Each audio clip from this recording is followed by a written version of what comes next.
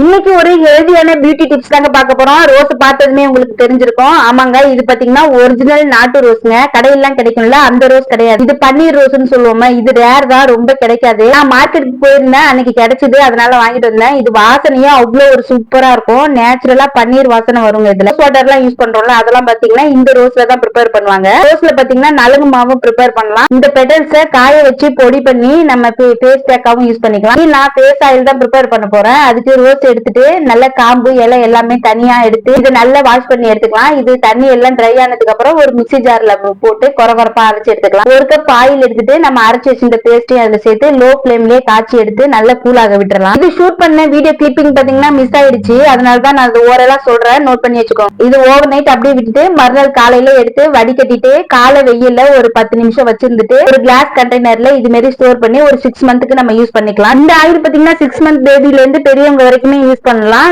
பேபிஸ்க்கு எல்லாம் யூஸ் பண்ணும்போது பாத்தீங்கன்னா கலர் இம்ப்ரூவ்மெண்ட் ஆகும். ட்ரை ஸ்கின் உள்ளவங்க யூஸ் பண்ணும்போது பாத்தீங்கன்னா கொஞ்சம் ஸ்கின் பாத்தீங்கன்னா சாஃப்டாவும் நல்ல மாய்ச்சராவும் இருக்கும். இந்த ஆயில நீங்களும் ப்ரிப்பேர் பண்ணி ட்ரை பண்ணி பாருங்க, எப்படி இருக்குன்னு கமெண்ட்ல சொல்லுங்க. இந்த மாதிரியான ஹெல்தி பியூட்டி டிப்ஸ்க்கு நம்ம சேனல்ல ஒரு லைக் அண்ட் சப்ஸ்கிரைப் பண்ணி சப்போர்ட் பண்ணுங்க.